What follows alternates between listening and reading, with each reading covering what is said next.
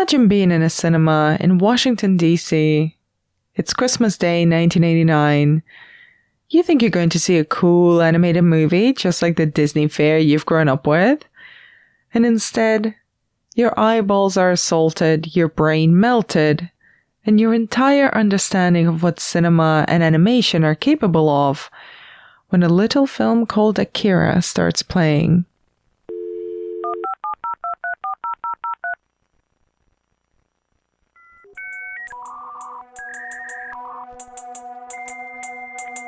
You already know my name. And you can see that I'm ashamed. I'm afraid.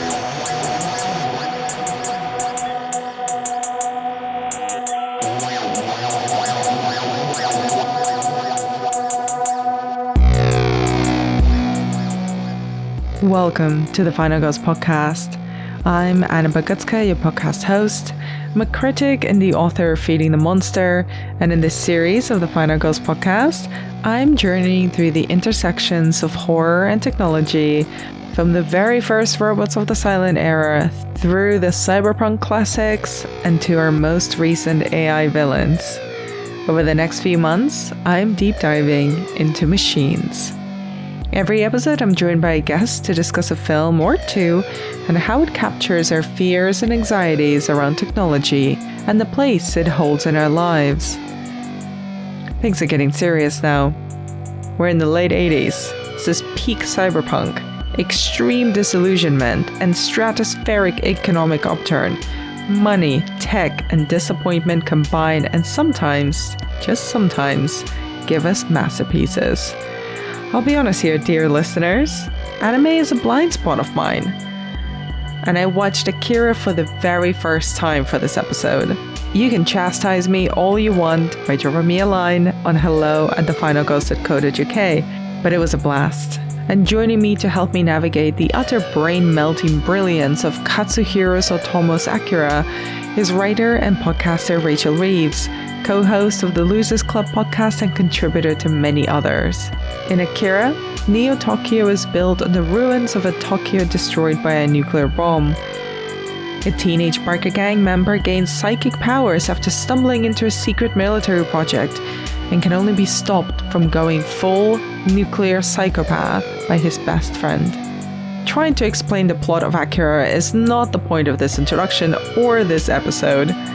A seminal Japanese film, Akira is often credited for paving the way for anime and Japanese pop culture in the Western world. Remember to subscribe and review the podcast if you enjoy this episode. And you can see what other films I'm going to be discussing over on our Letterboxd page, which is linked in the show notes.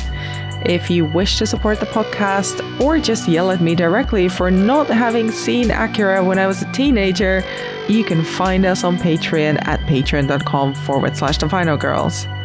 And with all of that said, please enjoy our conversation about Akira. I like to start mid-conversation with these things, Rachel, which I feel like I need to warn you because we've never recorded together before. Yeah, no problem. We can do that. Rachel, it's such a pleasure to talk to you. And we were talking about this very briefly off mic. It's always very weird to have a very long, intense conversation about a very intense, influential film with someone who you're not seeing. So this is the first time we're speaking. This is the first time we're recording together. And we haven't actually seen each other through the medium of Zoom or anything like that. I know, it is very strange because I listen to the podcast and so now it's like, oh wait, no, I have to talk. I'm not just listening. Like I have to, this is an ongoing conversation. So it's a little surreal, but in the best way. And I can't imagine a better movie to have this surreal experience while we're talking about it. Listen, it's all on theme. It's all tech horror. It's all technology gone wrong. So far, tech has not gone wrong with any of the recordings, which, touch wood. Thank God, yeah. Yeah. Something's coming. I can feel it. But it's only a matter of time, right? But since it's a first time recording, I have to ask you what I ask every first time guest on the podcast. What is your own personal relationship with horror, Rachel? Growing up, horror was a 4-letter word in my household.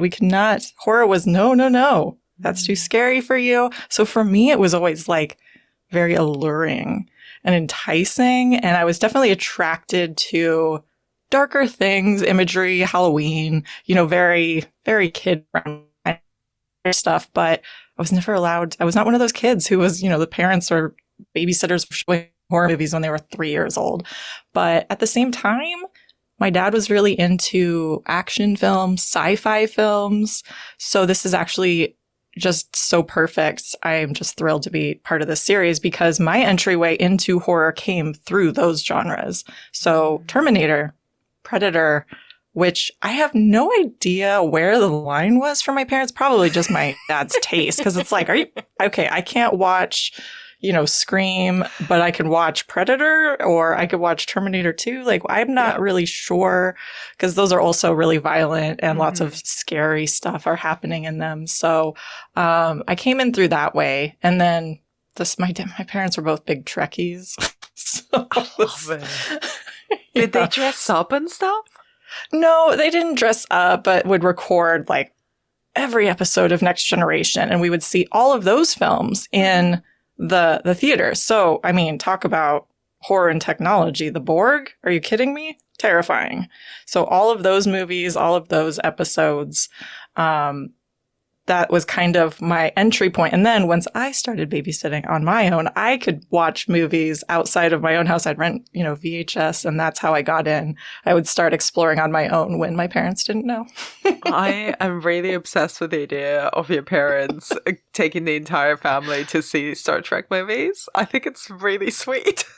It is. It's like, looking back, I'm really grateful for that. But at the time, it felt very nerdy. I mean, it is nerdy, but there's nothing wrong with that. We're all nerds here, right? It's okay. Yeah. It's a safe space. The culture push. I mean, if it's a safe space, I've never seen a single Star Trek episode. So who's the loser here? It's me. No, I mean, you just look at it this way. There's a whole universe out there to explore. There's so much content. If you ever feel curious, you just hit me up. I'll let you know where to start. I mean, honestly, I'm kind of terrified. I feel like I already contain so many fictional universes in my brain. Do I have room for another one? That's very true. Yes, it is opening a Pandora's box, so to speak. And moving on to kind of the overall theme of the season, which is horror and tech, I wonder, what was the first piece of technology that you owned yourself? Do you remember it? Oh my gosh. I mean, I'm sure there were toys, a good old like Speak and Spell or something like that. I mean, it was a big deal when I was little, getting a Walkman. So like being able to walk around with my cassettes, I thought was very cool. But even younger than that, my dad was very into cars and he was a remodeling contractor. So our garage growing up just had so many tools, so many pieces of like welding equipment. So I feel like, I mean, I didn't own that, but I just feel like I can't separate the idea of machinery separate from him in some ways. That's so interesting. And so, yeah. So whenever I think about him, it's just like lots of mechanical tools. I know that's not necessarily like technology in the like, futuristic sense, but yeah, it's more stripped down, basic idea of what a machine actually is, right? My God, it's been 5 minutes already. It's gone so deep because I know you know what? I'm not wasting any time. We're just getting into love it. Yeah. I find that to be such a genuinely interesting and beautiful kind of image of associating these machines with your dad and kind of the image of him working and that being the machinery that he used for his work. It's fascinating. And we haven't even gotten into Akira yet. That's true. Still so far to go. I know. The depths that await us. Talking a little bit about this intersection of horror and technology or machinery, really, what do you think is the most interesting element of that for you? Oh man. I think for me, I enjoy about watching those kind of films that touch on these ideas. I think it's pretty basic and pretty upfront, but kind of just the exploration of what it means to be a human and humanity and sort of where that line is drawn and what it means when you cross it. Where does one person have that line? Where does another? And what separates us, right, from the machines, from the technology, and how it can just the snake eating itself. How if you go too far, then the technology starts to overtake the humanity or vice versa. I think that's just really fascinating and something that continues to just be more and more terrifyingly relevant. And sort of also all those themes are touched upon in Akira, like very much so. So diving straight into this film, which for the listeners, viewing it for this in preparation for this episode and for the series was my very first encounter with Akira. And I know that seems sacrilegious, but anime I think is a really big blind spot for me. I've got a couple of those blind spots in my own relationship to film and to horror, but I'm very excited to dive deep into it with you. But tell me, first of all, what is your relationship with the film?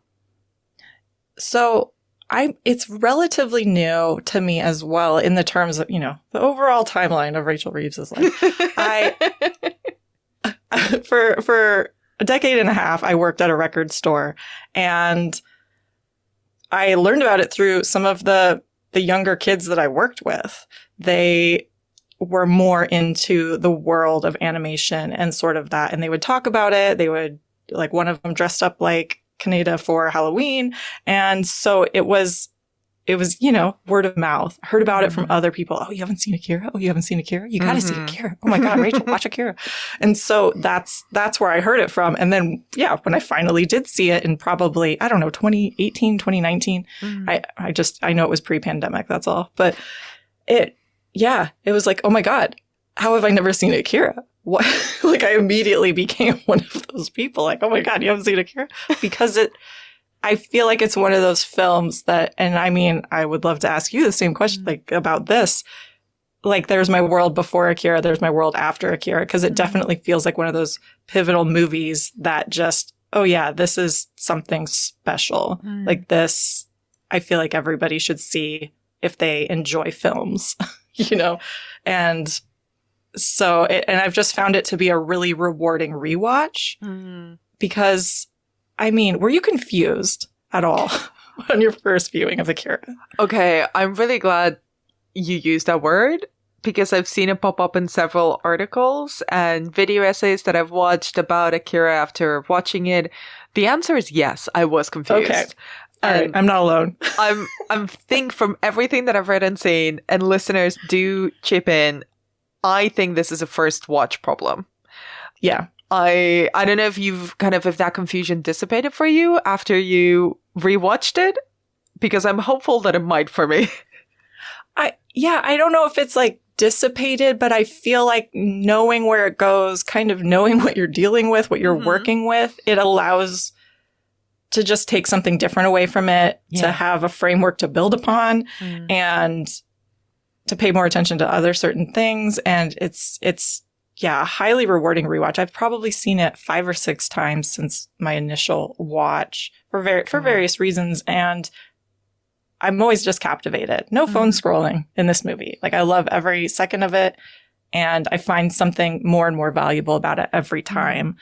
The story, I think some things I just have to kind of, I don't know. That's just, it is what it is. Yeah. But I do think that the rewatch helps a lot.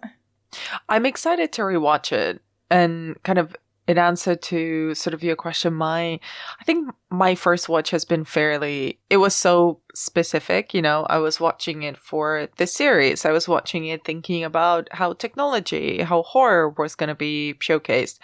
I had very few images to expect going in, like the classic image of Kaneda on the bike. I knew that. I knew the boiler suit, the red boiler suit. When the children, the old telekinetic children started popping up, I was like, what is this? When Tetsuo became a blob, I was like, did not expect this. Well, I could see where the substance took it from. Yeah. It's between Brian Usna and Akira. Great. So there was it was one of those cases of seeing its influence on some of the images, but also some of the images and the plot being confusing, but in a way that I don't think it's a fault of the film. I wouldn't say it is a fault. I think it's part of the experience because there's so much going on in every single image. I was like, yeah, I mean, my TV is very nice, but I need to see this in a cinema. I need to concentrate. I need to be alone with this film in a dark room. And it screens all the time. So I'm going to try and go and see it again quite soon in a cinema because I don't know if you felt this way as well. I feel like if I had watched this film when I was 13 or 14, it would have become my entire personality. Oh, absolutely. I've never seen this in a theater, but that experience would just feel incredible because it gives you such an amazing sense of place and of this world. And it's so expansive and terrifying and oppressive but also so cool. Yes, it's cool. It really, and you know, I'm a woman in my 30s. I'm not cool anymore. So this is what I mean by like, if I had only seen this when I was younger, it would have been over. I would have been wearing that red boiler suit for like 10 years. Oh, absolutely. But I'm interested in your thoughts on the world of Akira. Kind of how would you describe the world that it builds? This like cyberpunk dystopian Neo-Tokyo. Yeah, it definitely feels like as a watcher, it's like you're peeking into a world that like you're not necessarily a part of, but not in a bad way. It's just kind of like they snuck you in a little bit and you're like, oh my God, I can't believe I'm here. Like, I don't know if I belong here, but I love it. And it's beautifully bleak and like it feels very nihilistic and dangerous. And it's like, I grew up in a more like rural environment. So to see this very cool booming metropolis, but at the same time, it's very unstable. And so I don't think it's a world where you can trust anything is how I feel like. It feels like everything is just teetering on the edge of collapse despite what they want you to believe. I find it really interesting is just like the design of the city. You know, and there's a couple of images that are incredibly striking and so effective and are just like one shot. You know, I think is it a boat or a plane that's sort of stuck inside a big office block tower or like a big tower building? It's just immediately, it's this high-tech, highly built-up city, but it's not functional. Yeah. It's not inhabitable. It's not built for human life, really. Yeah, well, and then you've got the Olympic Stadium, right? So there's all this decay, all this destruction, and yet at the same time, they're building an Olympic stadium for the coming Olympics? Like, is that what we should really be focusing on? But just sort of that misalignment of priorities, and it's very... I mean, it feels very real in a lot of ways, but to see it executed in this way is really kind of just in such a stark, obvious way. Just kind of, the ambiguity of everything about it is very cool. It feels like the future, but at the same time not. And the whole movie, to me, it's like past, present, future. The time is very confusing, especially since we've passed 2019, right? Yeah.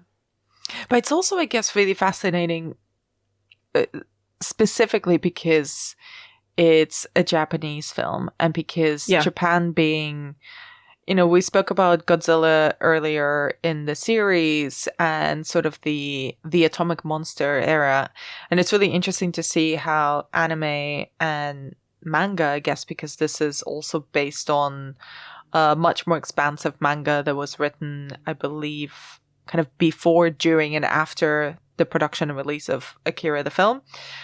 But it's fascinating to see how this film also interacts with the idea of a total annihilation of a city and rebuilding that, because that's not so much a story as history.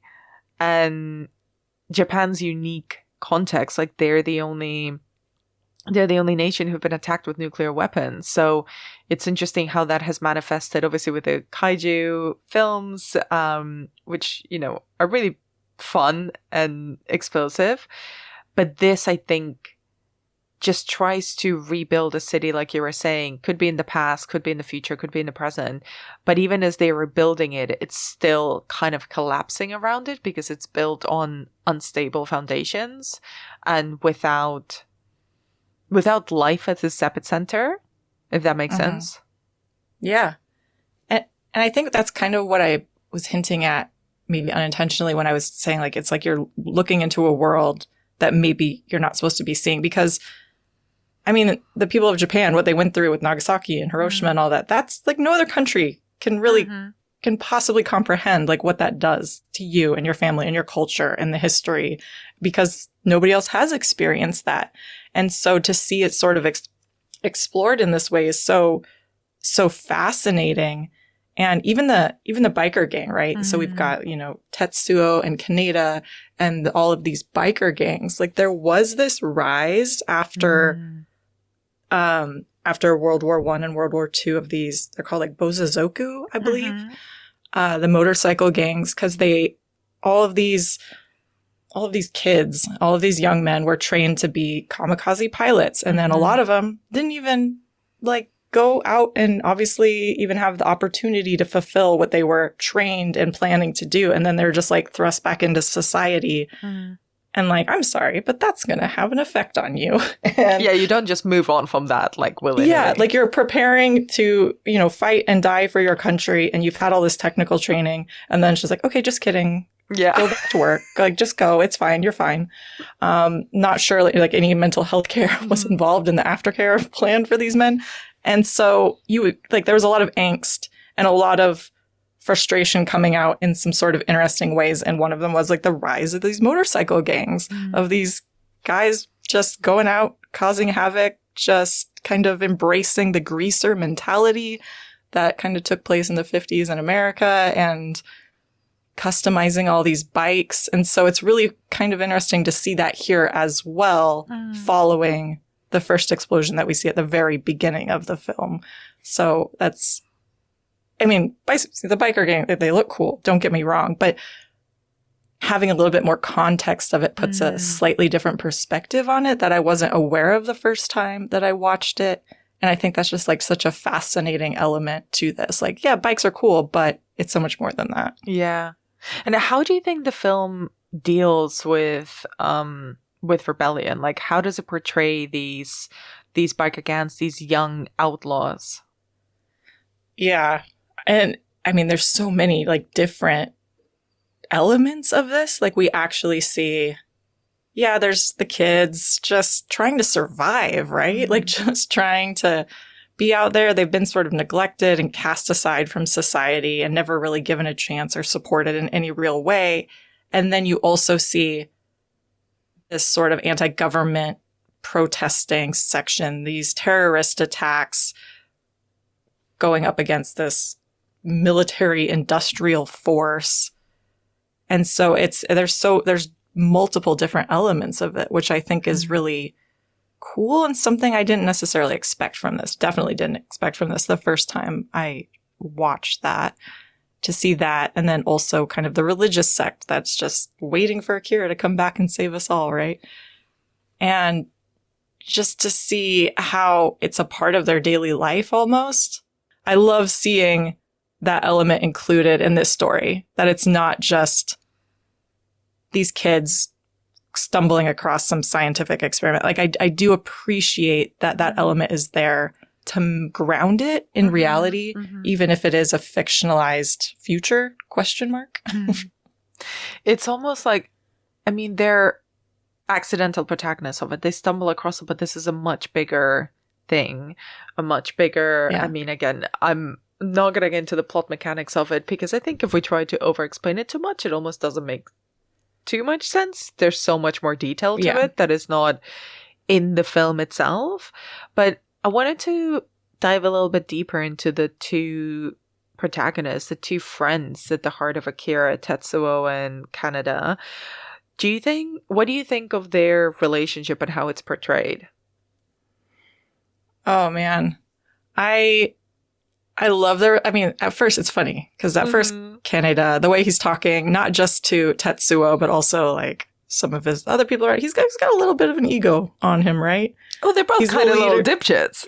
Yeah, they're both just feeling themselves. They go back a long ways. You feel like they have a lot of history also, but a very big brother, little brother kind of relationship where Tetsuo's always kind of been looking up to Kaneda, but never having the opportunity to really be seen as an equal to him. And as they've grown older, that's becoming more and more of a tension point between them, which we obviously see once all of a sudden Tetsuo has these other abilities to challenge Kaneda and everybody else around him. But just I like how they bring it back at the end and that they're both reminded of that. And I think that's just such a beautiful way to sort of resolve everything that we have to deal with. But it makes sense. It makes sense why they would have this conflict. And it feels very real. I don't know if you have siblings. I have siblings. I don't actually. So okay.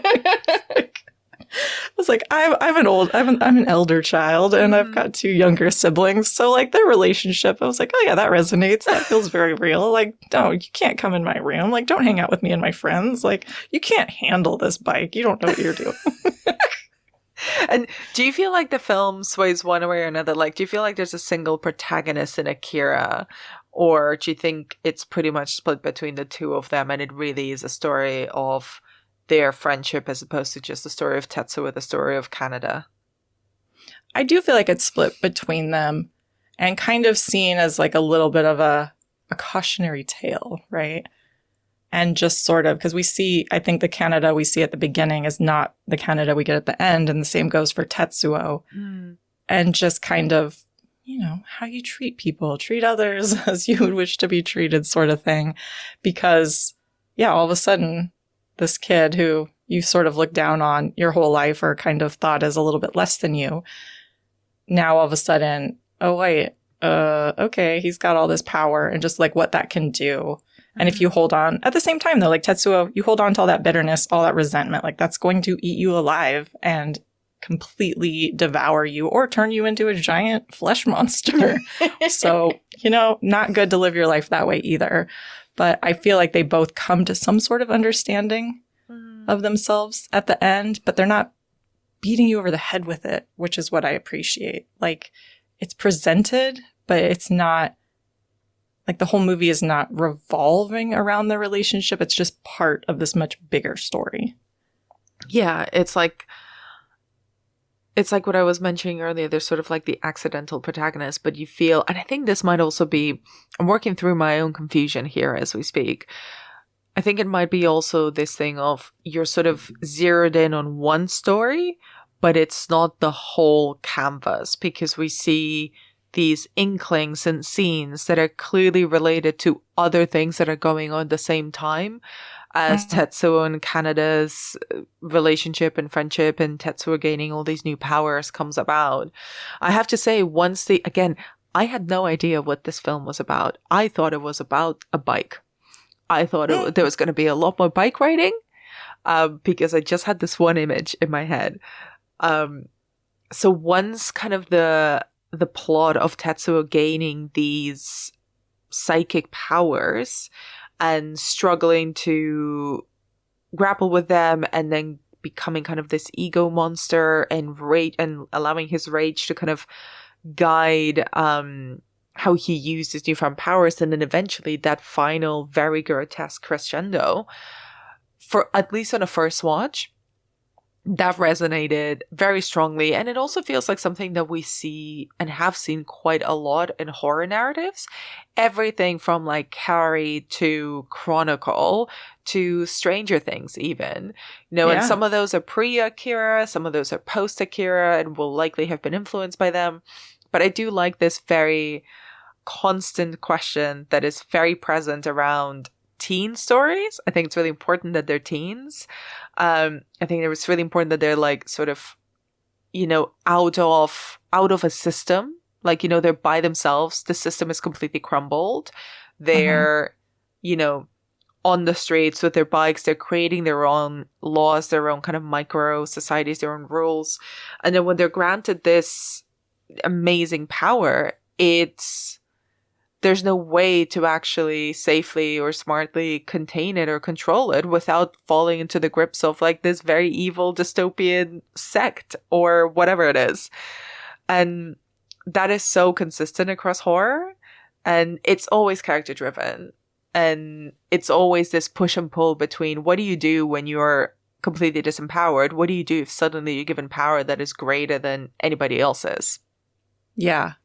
I mean, it's also very consistent in like the superhero narratives, right? Yeah.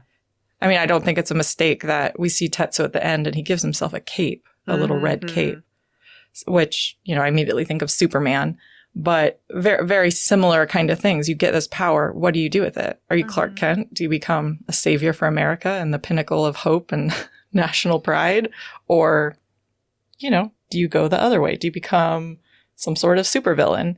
And just, yeah, what do you do with that? And I'm sure this is connected. I'm sure there's a lot of nuance here that I'm not fully comprehending because it's not my experience, but of Japan as a country having to recover from this sort of thing and the America coming up as some sort of, you know, spunky upstart or whatever with this power. And then I'm sure it's just kind of tied to some nationalism happening on a global scale. And they've been reduced down to these two characters, but having them as teenagers, like you were saying, I think is important because it just shows there's so much more life to live. And so where, you know, they might be at this point in their lives at this pivotal time, but what's next? Because clearly their story's not over. And so what's next? Question, you know, that's to be determined.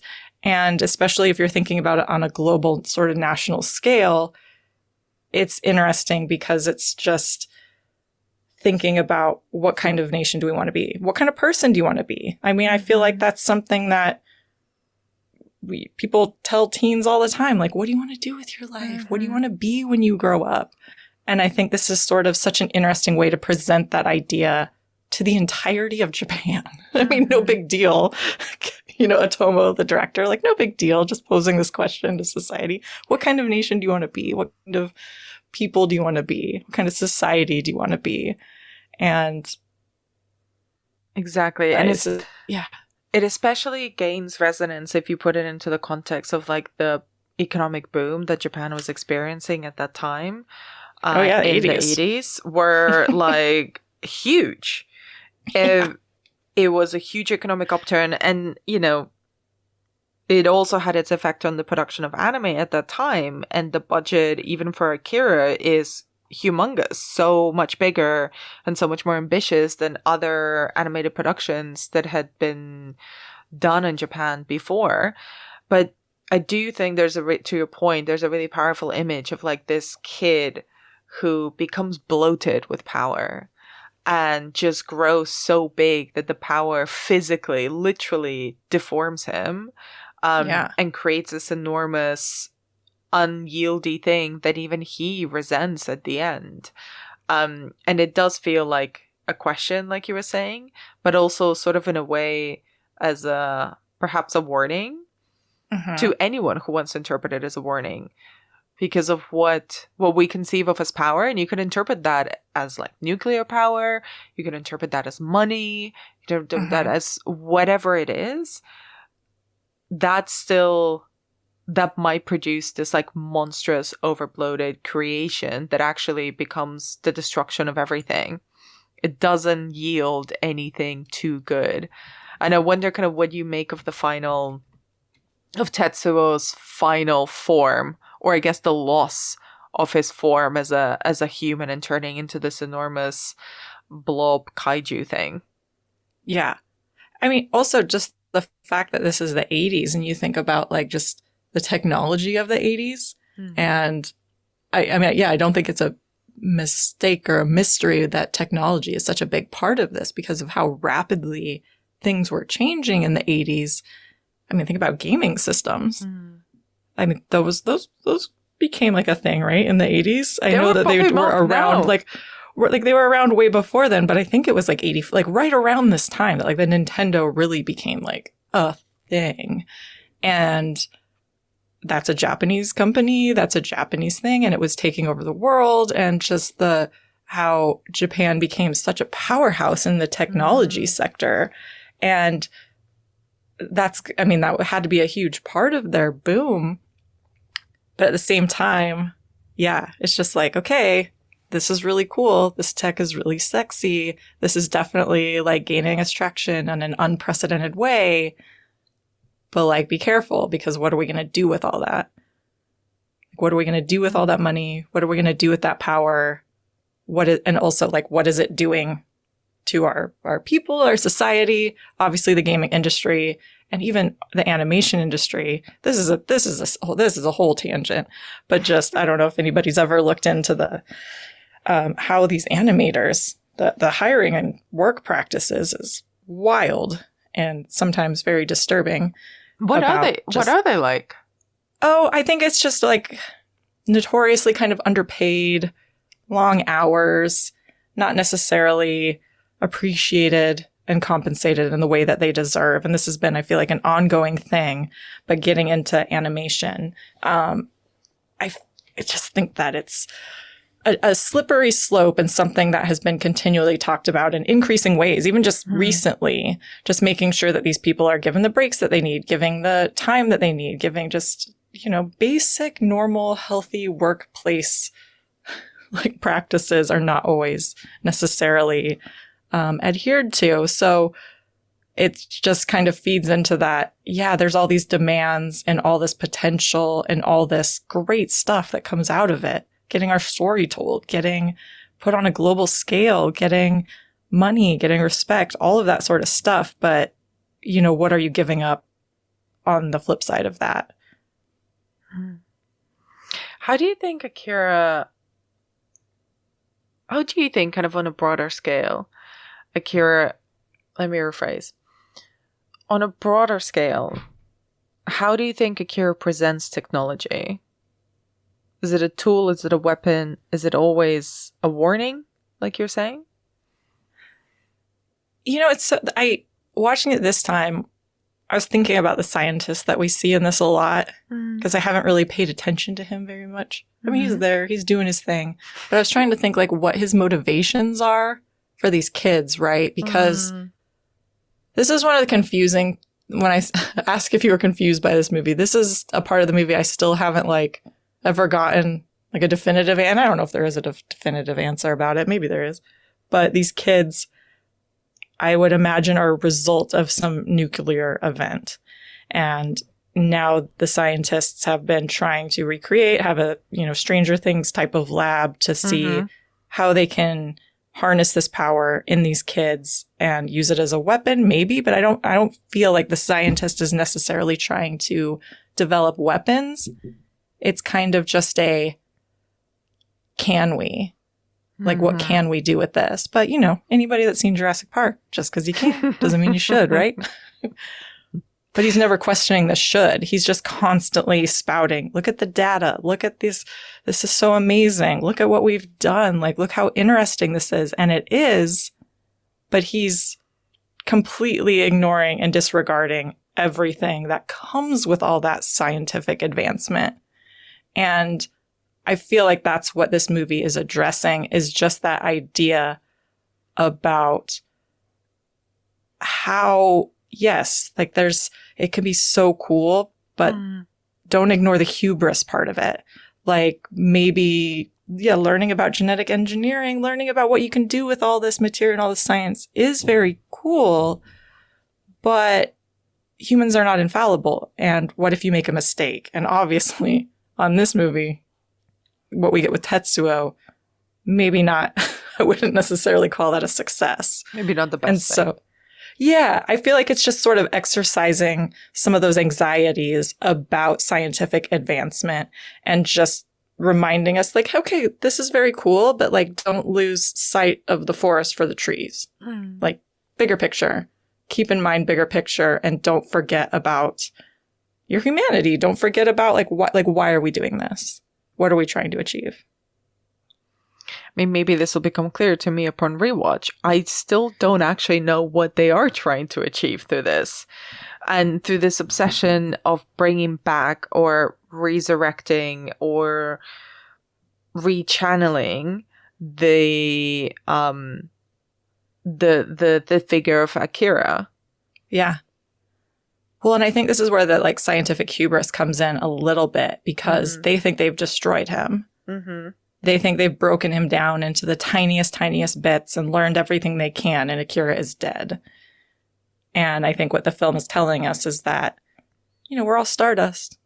No, energy can't be created or destroyed. It just changes shape. And so it's sort of like you think that you have control over this situation, and yet somehow, Akira re-emerges from all these disgusting little containers of bits of his body that it's all these little canoptic jars. Is that what they're called in Egyptian? For mummies and stuff? Yeah. Has nobody seen The Mummy? Come on. This is what happens. They bring him back, and that's kind of the same thing that we see happen with Akira. And to me, that's sort of a reminder of the hubris. You don't know. We don't know everything. You might think that no, it's all good. See, he's dead. And no, he's not. Yeah. Somehow he's able to rematerialize right in front of us. Yeah, it's Akira. It's The Mummy, Jurassic Park, and the Hot Shots Part 2. Really instrumental text to avoid making the same mistakes by resurrecting the separated bits of bad guys. Just avoid it. You know what? I feel so silly for never making this connection, but I wanted to ask you, because I know you've covered them previously in your series, just the influence of Terminator. On this, the influence of this on Terminator 2. I don't, because it's kind of right in the middle, right? Yeah. What did you think? Did you catch that? What did you think about that? Well, like I was saying before, it's always difficult with these texts that are so influential in other things when you come to them late, when you come to the original text late, you're like, oh yeah, that's Blade Runner. That's Tron. That's Stranger Things. That's Terminator 1, Terminator 2. That's Metropolis. All of these different things. I absolutely saw the Terminator element. I think Terminator is the year before. I want to say Terminator. No, Terminator 2 is the 90s. Yeah. Yeah, Terminator 1 was before, but Terminator 2 is after, which I think is so fascinating. Yeah, I think it's absolutely had an influence. And I think, we haven't touched this yet, and I'm sure we will in a bit, but the fact that Akira was the first anime to make it big in the United States, and really by extension the Western world, cannot be underestimated, because animation around this time, 1988, there was Disney. It was The Little Mermaid. That was the big animated success of the previous year, I believe. It's, it's Snow White. It's The Lion King. It's all of these beautiful peak mid 80s and mid 90s Disney movies. This is not, correct me if I'm wrong, because I didn't grow up in the States, but this is not what people expected of an animated film. Oh, no. If I had seen that, no, I would not imagine so at all. But I think that now it's funny, because now it makes sense why things like Pokemon, Dragon Ball Z, even Power Rangers to an extent, that's what I remember growing up. But I'd never, you never know, especially when you're a kid, why necessarily something is trending and causing sort of this wave. And I would imagine that, Akira had to have been a big part of that. But at the same time, companies realize oh, we can't show this to kids, but it's so cool. What can we create? What can we share with kids? And it just sort of opened the doors for different audience to be whoa, this exists out there? Well, what else is there?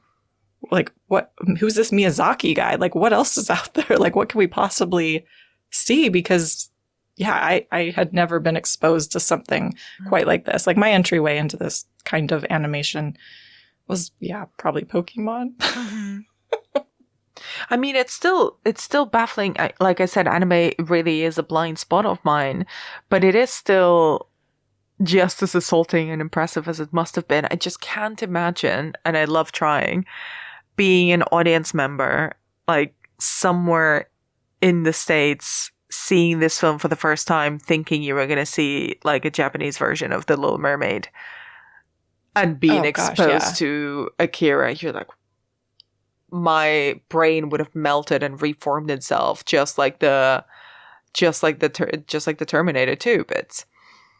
Oh yeah, absolutely. Like this is a mind-blowing film. And what's crazy to me and so cool about it is how it's aged. The fact that it still holds up so well, and I feel like still holds so much relevance and resonance, even if, maybe the initial context or whatever, the initial ideas behind the creator for making it maybe has changed a little bit, but the way that it still is able to remain important and can touch on things that feel so modern. Like, I don't think necessarily AI was a concern or at all in the creation of this story. However, it's not a far stretch to put that lens on this film and it still work. And I just think that that's so fascinating that the initial intent might not be there, but yet it still is absolutely touching on those same anxieties. How do you think, kind of circling back to our earlier conversation, how do you think these anxieties around science and technology and power that Akira's exploring, do you think it hits differently now than it did back in 1988? I mean, we were not there in 1998 to have this conversation, but it does feel particularly relevant in a way that I don't think the film or anybody else could have predicted. Yeah, I do. I think for me, like the tech part of it is absolutely fascinating. Don't get me wrong. And like the science part of it is incredibly fascinating. However, I feel like even over the last, 6-7 years, it's almost more of the military, the government side of the story that's become more, I don't know, scary, unnerving a little bit, that I feel like is jumping out of the screen at me a little bit more, just based on the nature of the world. Here I am in America. And it just feels like things are confusing, falling apart. It's just kind of surreal how things are happening. You're like, what, how is this a thing? How did we get here? And so to see these politicians right in this room, this panel, this executive board of people just screaming at each other, nothing's getting solved, nobody's listening, everything's falling apart. The military, just the martial law of it all, the military acting on its own accord. It's just, I feel like that has maybe become more scary and important to the present day. So yeah, I feel like there's something for everybody here. And maybe that's partially why it's aged so well, because there's so much going on in this movie. And it's incredible that they're able to pull it off as well as they are, I just think that's probably why, it's aged. I mean, there's a fear for everyone. Yeah, exactly.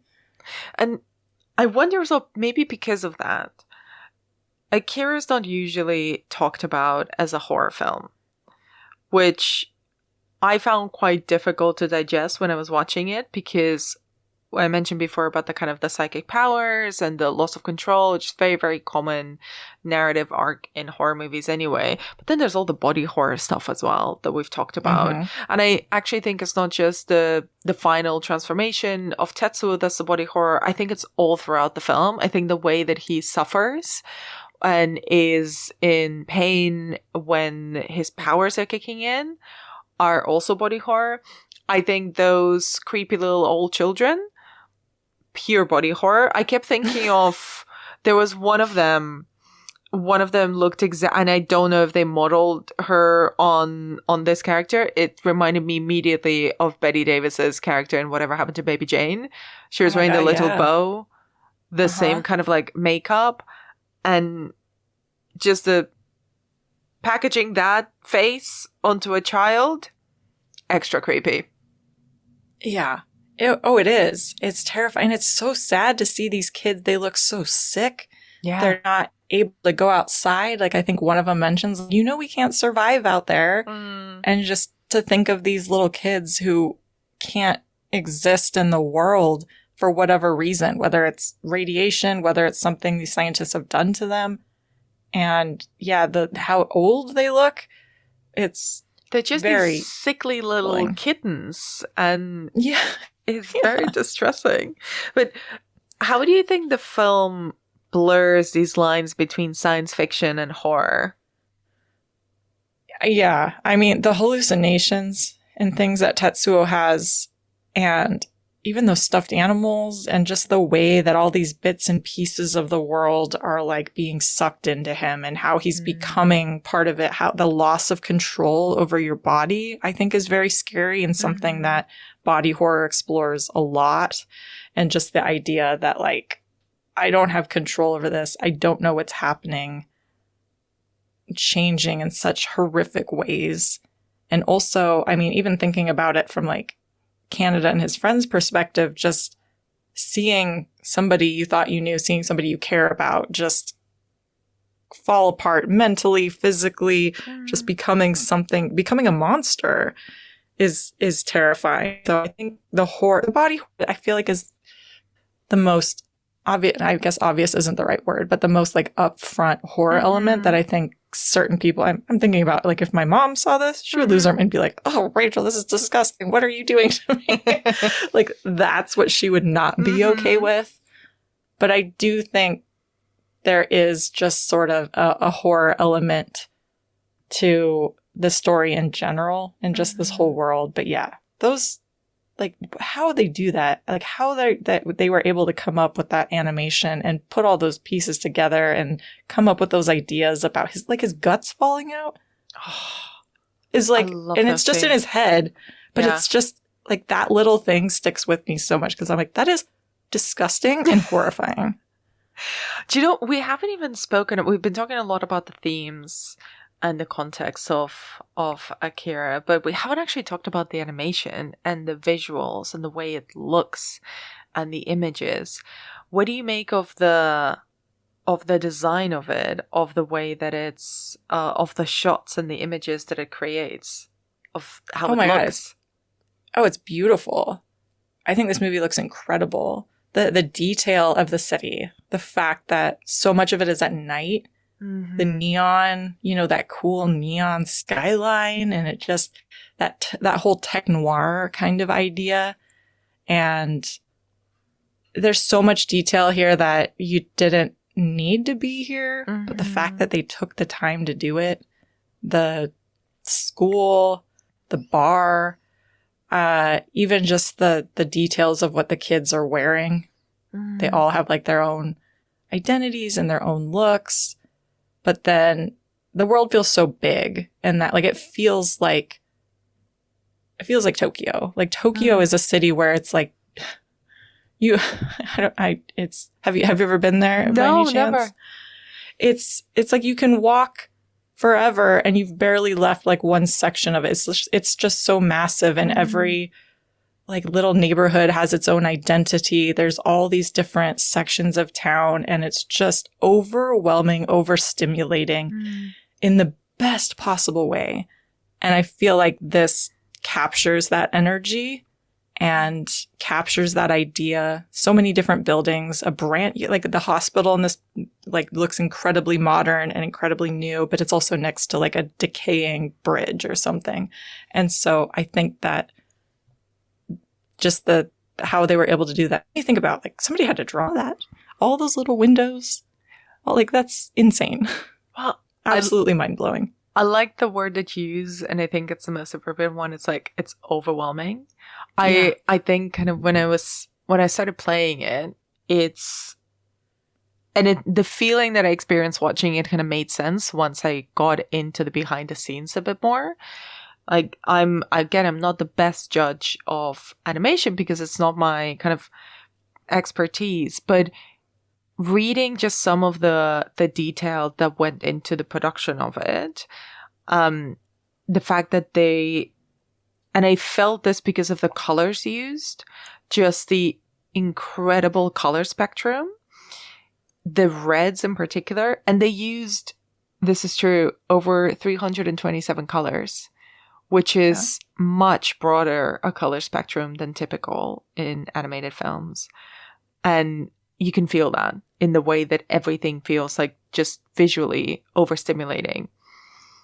And there was the detail of the windows is really interesting. Like they went into that extreme, kind of unnecessary level of details. Like there was art designers who worked out the scale for the windows that were in the background from like 0.5 millimeters to 3 millimeters because they wanted to ensure that the perspective was correct and accurate to that world. Otomo storyboarded everything. Like every single shot of the film was over 700 pages. There was over, I cannot believe this is correct, but this is correct, over 150,000 hand-drawn, hand-painted cells for the film. It's just wild. Like it completely blows my mind. Like I'm getting overwhelmed just reading these facts.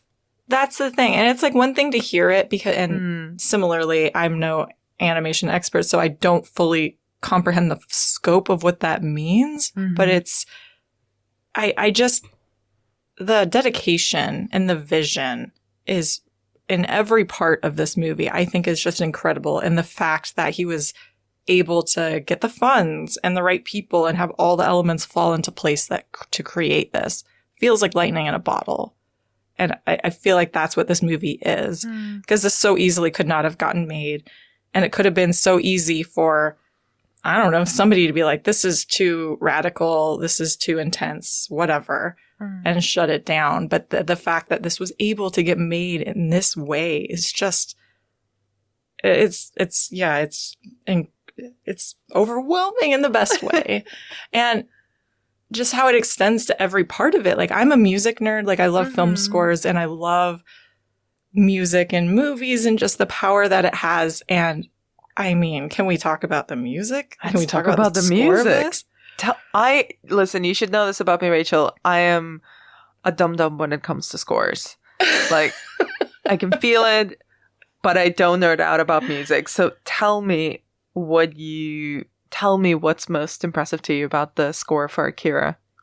Well, number one, what I love about it is, I mean, it's incredibly engaging and kinetic and feels so different. And what I think it contributes a big part to its timelessness. And from what I've learned about it is that it was always very intentional. So Otomo did not want to go like the very traditional like 80s route, like, okay, we're going to do like synths and we're going to do very electronic kind of music, even though that was very trendy and futuristic, right? Which makes sense. But he didn't want to sort of timestamp the movie with that. He was thinking longer term. He was thinking about the legacy of it, which I think is incredibly brilliant, but also didn't want to do like more traditional, like orchestral sort of thing.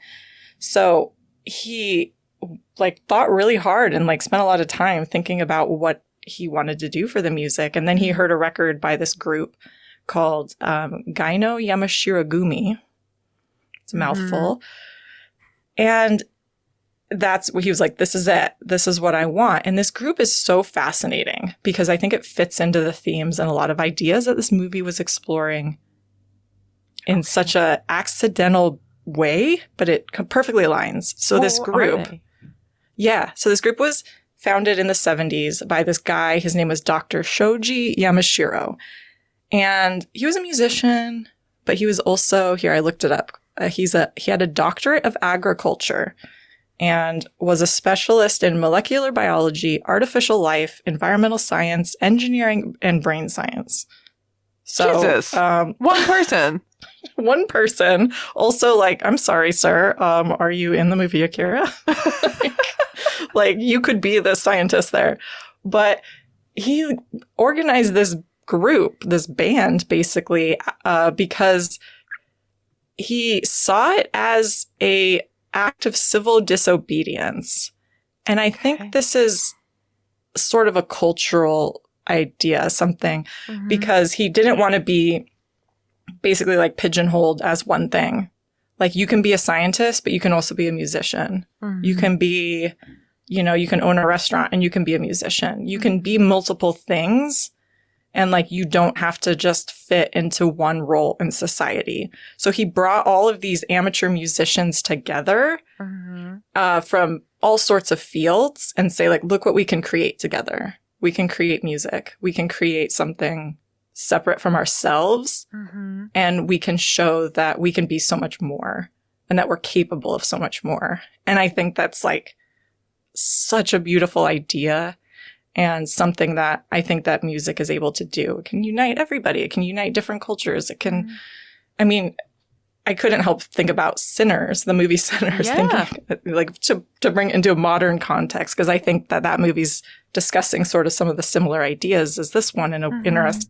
So the group they bring in world influences from all over. So for this particular score, they put in a lot of elements of this gamelan style, which is indigenous to Bali and Indonesia, and gave it a very worldly sound. Everything was super thought out, but I love how they did it. I love how they use the names of the kids as the lyrics. I don't know if you caught that, but they're just, they're saying Canada, Tetsuo. Like, that's in the music. So you can go back and listen to it. It's very cute. But also, it makes sense in this world, which if I'm thinking about in a little world, because, I mean, where are these kids in Tokyo going to find a piano, right? like violins, horn, like that doesn't make sense in this world. This world is destroyed. This world has got tons of civil unrest and chaos. And so having it scored with those kind of instruments is kind of unbelievable. And so to have most of this be percussion, that makes sense in this world, because you could pick up anything and make a percussion instrument out of it. That is so amazing. Like I said, I'm a dum-dum about scores. So it's just so wonderful to hear about this additional layer that I would have just never picked up. And I'm going to take that into my rewatch of the film. I wanted to ask you as well about, and I think this is a word that comes up a lot with some of the films that we've already covered on the series, like Tetsuo, the Iron Man, and it's a word that comes up specifically in relation to Akira. And I'm obviously talking about cyberpunk. And I think there's a really cool Venn diagram between tech horror and cyberpunk. And cyberpunk, it's very specific in Japanese fiction and Japanese anime and manga and films, but then it's obviously kind of has a much wider reach beyond this.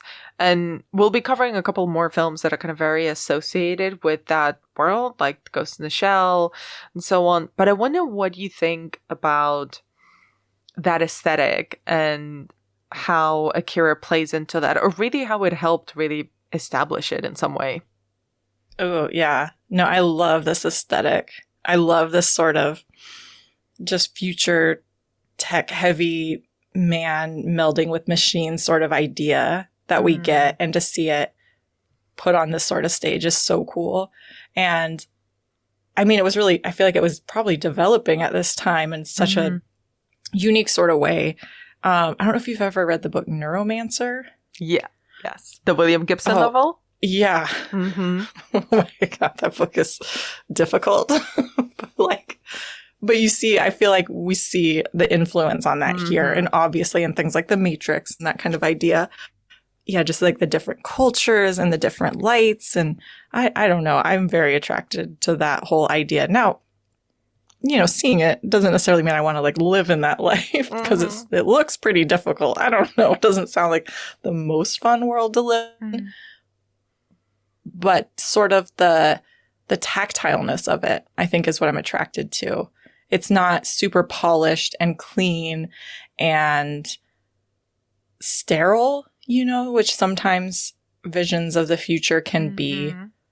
But here it's similar to the thing that I think a lot of people find attractive about the original Star Wars movies, is that it feels real. It feels like these machines feel like I can grasp onto them. There's a grittiness to it.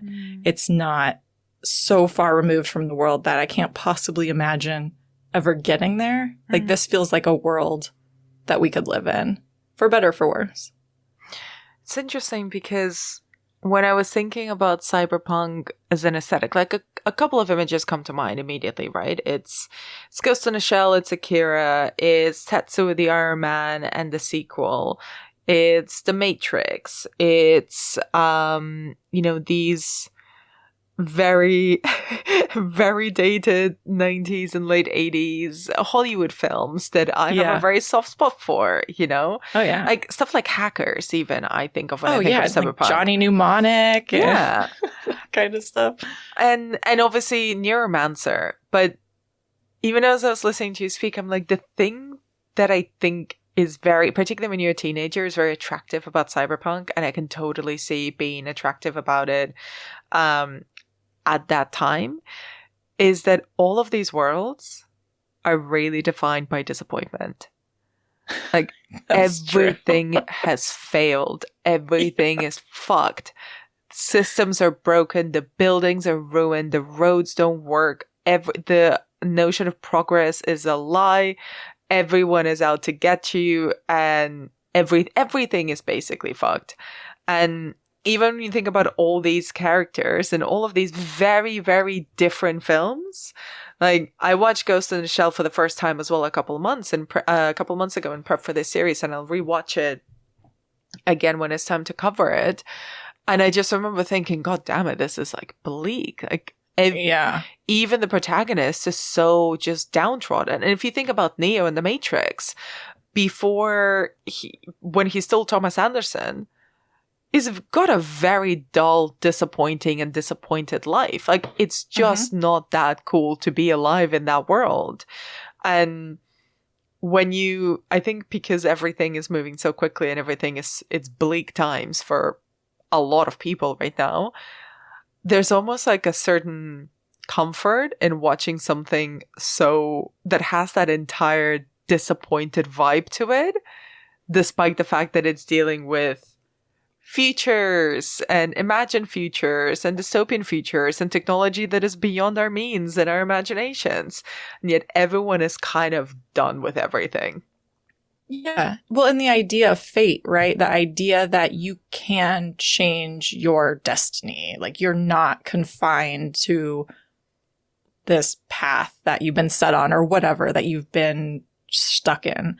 And that idea that there's other possibilities out there. And I think that's what's also super appealing about all those stories that you just mentioned. All these characters come to some sort of crossroads, and they're given a choice. And the idea about this life that I thought I was leading, that doesn't mean that's the same life I'm going to have to continue leading, and that there's other possibilities. And I think that's also what's so appealing about it too, is, well, and attractive, right? Like, the idea of just disappearing into some rainy, neon lit alleyway. Like, that sounds amazing. Just leaving your life behind and going on some adventure. Like, who doesn't want to fantasize about that, even if it's just for the hour and a half or whatever that you're watching a movie? Do you know what's really funny is because you mentioned earlier on that you grew up in a more rural environment. I grew up, I've been a city girl my entire life. I was born in a city, grew up in cities, like major cities and have lived in them my entire adult life as well. My cyberpunk fantasy is more like a cottagecore punk fantasy, where my neon lit alleyway where I fantasize about disappearing to when things are too much and the disappointment is too heavy. I'm just like, imagine a field, like a forest, with not a single light bulb in sight, no Wi-Fi, no cables, no electronics at all. Because I have a neon lit alleyway that I can see out my bedroom window. See? Yeah, the grass is always greener, right? Yeah, exactly. That's funny. That's like a dystopian cyberpunk version that I would actually genuinely love to see someone make. It was like, genuinely, what happens when we've got all of this debris around us, like all these cables, all these USB sticks, all of these like connectors, but no electricity. Right. Yeah. And I think that's something that I feel like defines cyberpunk too, is just changing technology, using what you have, the scrappiness of it, of cyberpunk, because all the systems have failed. Other things, other industries, other businesses, other ways of surviving have to evolve. And what do you do with that? You mentioned Tetsuo, the Iron Man. Oh my God. The idea of like using all that machinery and having it become part of yourself. That movie's terrifying. I watched it on an airplane. Can I tell you what? I watched, and that was, I'm on a list probably. Oh my God. I didn't know what I was getting into. But I'll never forget that. I can't believe an airline had Tetsuo the Iron Man on the plane. Like, oh, they did it. I downloaded it because I was like, I'm going to like finally, like, I'm just going to like download a bunch, like, I've been meaning to watch that. I've been meaning to watch that. And sure. Yeah, that's on you, Rachel. That's 100% on you. Oh, God. Yeah, I'm sure people are like, oh, God, what is up with this girl? But just that movie is so visceral. And I feel like you leave with the taste of metal in your mouth. And I think that just that idea of building something and creating something out of something else is something else I always associate with cyberpunk. And that's really appealing, especially, I mean, the world of makers and creators, even now, I feel like is thriving in an unprecedented way because we're appreciating the art that goes into that and separating ourselves from these massive corporations and like they don't need any more power. And I think, we can see what happens when those kind of entities get super big. And let's just, I don't want to rely on that system anymore. And that's something that I think cyberpunk taps into a lot too, that is attractive to me and attractive to a lot of other people, I think. And, we've mentioned offhandedly a lot of the places where we can see the influence of Akira and The Matrix, Terminator 2, Stranger Things. I think to quantify its influence, it's like saying how influential was Blade Runner as well. At some point, some of these things just become too big to be ignored. It's everywhere. It's in Tron. It's in video games. It's in like fashion, everywhere. But where do you see its influence on horror in particular? It's interesting. I immediately go to Jordan Peele, and that's just because he's publicly spoken about how much he loves this movie and how he's wanted to remake it. And there was talks about that for a while. I'm not sure if he's still attached in that way, but like just how influential he found it and how it opened his mind to like what's possible. And I think that now there's a lot of interesting young filmmakers just pushing boundaries. And I think Akira might be part of that conversation, just films that show you what's possible in the world and that things like this can be made and find their audience and find their fans. And I mean, even in Nope, when Keke Palmer does that motorcycle slide, it's like, that's Akira because he loves Akira. So I think that that's super interesting. And just the timelessness of it all, the not afraid to get weird with it all. Like, even if people aren't doing animation, just get weird with it. You want some, like, guts falling out of this kid on an alleyway? You want some crazy giant, like, teddy bear with fangs coming at you in a hospital? Why not? Like, just put it in there. Like, you don't have to be confined by genre. You don't have to be confined by, like, oh, this is a sci-fi movie. Oh, this is a horror movie. Like, the blurring of lines, I think, is becoming more and more of a thing in horror, which I love. Like, I love that. Like, I don't... Then again, I mean, I love the straight ahead, oh, this is a creature feature, nothing more. Great. But I think just the idea about not feeling constrained is maybe where I see the influence. That's interesting. And you mentioned of handling the live action remake. Yeah. Which has never happened to this date yet. And, you know, I just wanted to recap the very, very long-winded, decades-old series of attempts.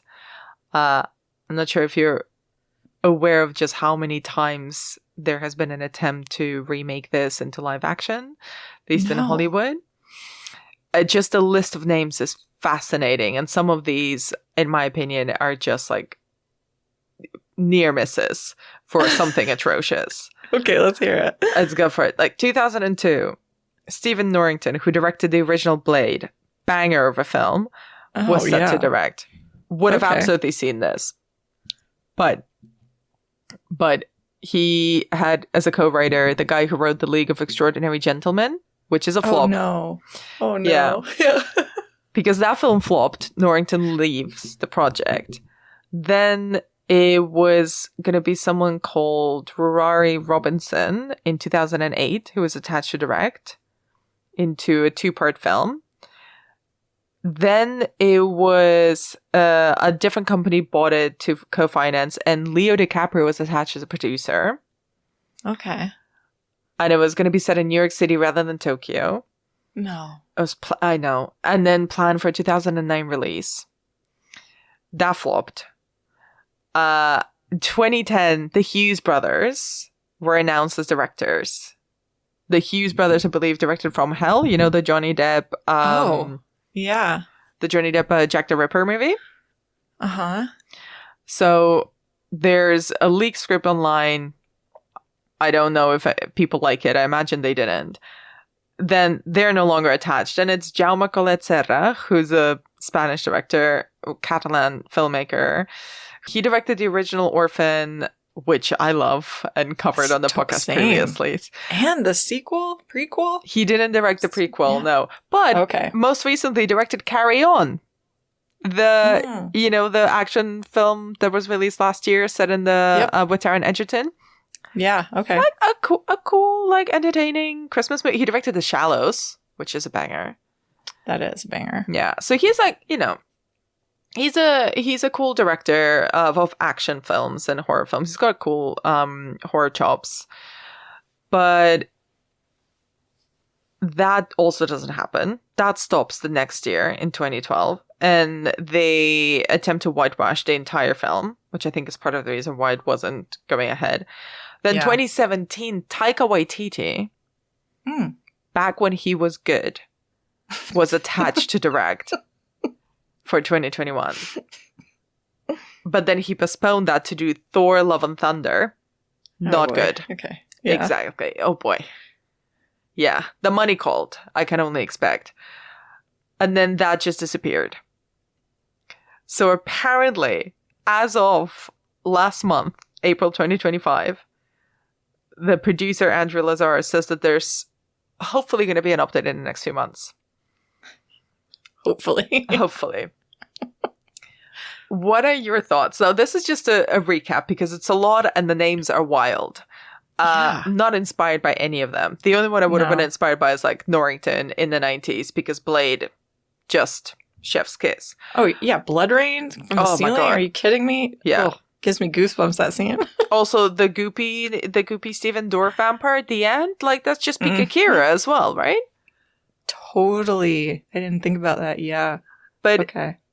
Would you like to see, do you even think that Akira would work as a live action film?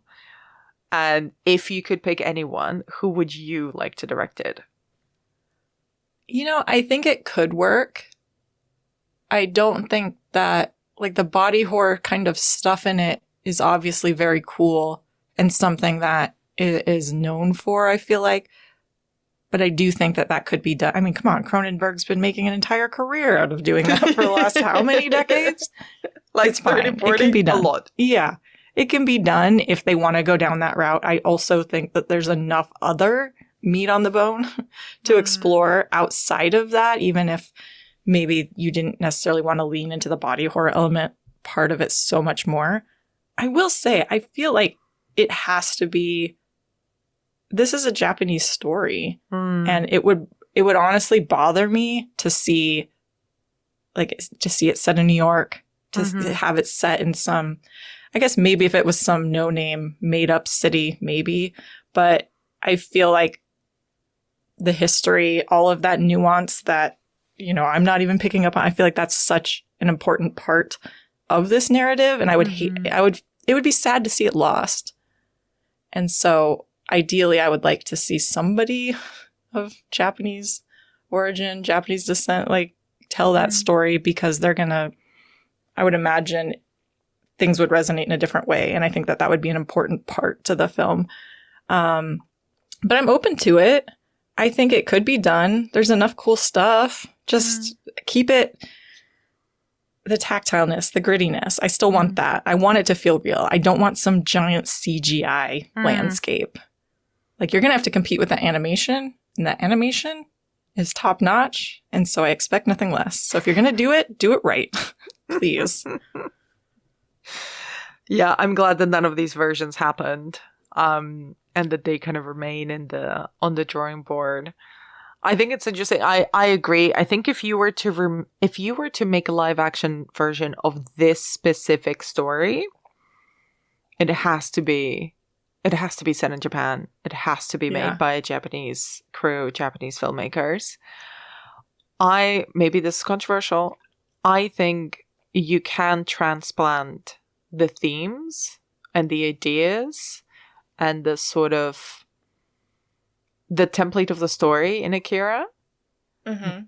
But you would have to very actively and consciously transplant it to a different culture and adapt it, and adapt the imagery and the preoccupations and the anxieties to that specific culture. What you cannot do is what the live action remake of Ghost in a Shell did, which was horrific.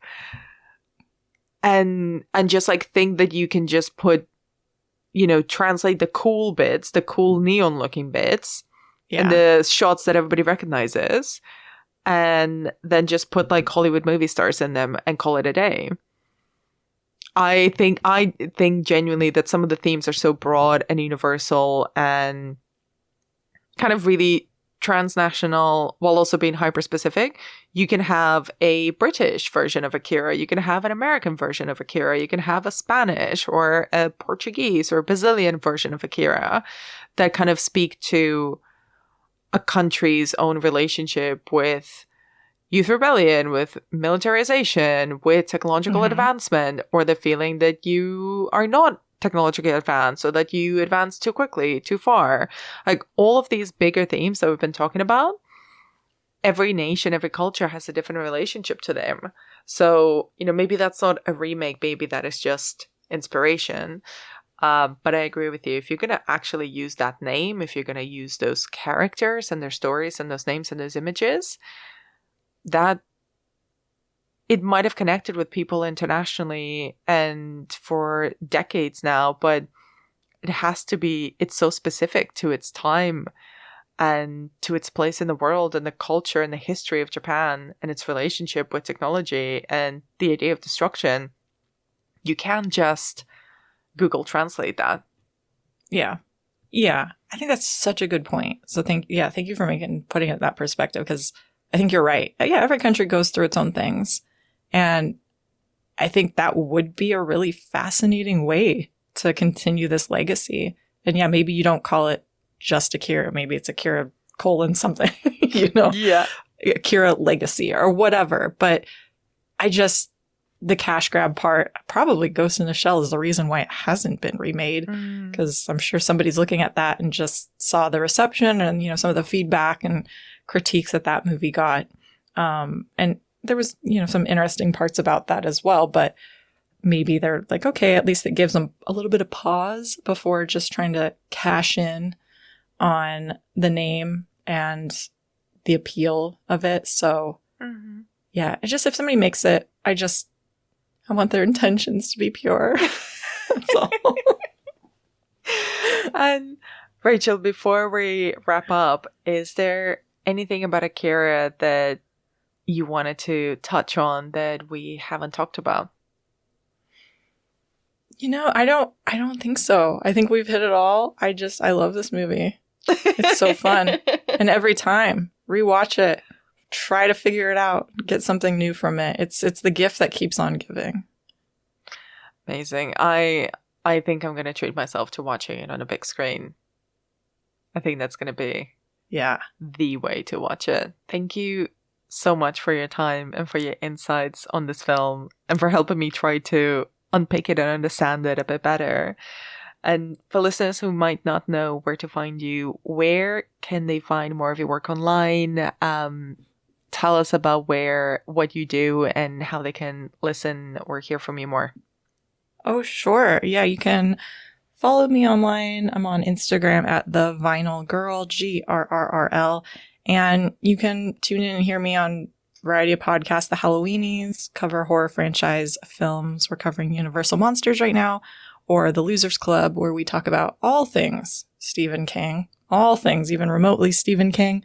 Or the Girls on the Boys, where me and my dear friend Jen Adams talk about the Amazon series The Boys and various other superhero-related things.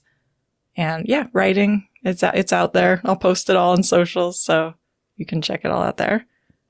I love it. Thank you so much. Oh, thank you so much for having me. This was so fun. Oh, I'm so pleased.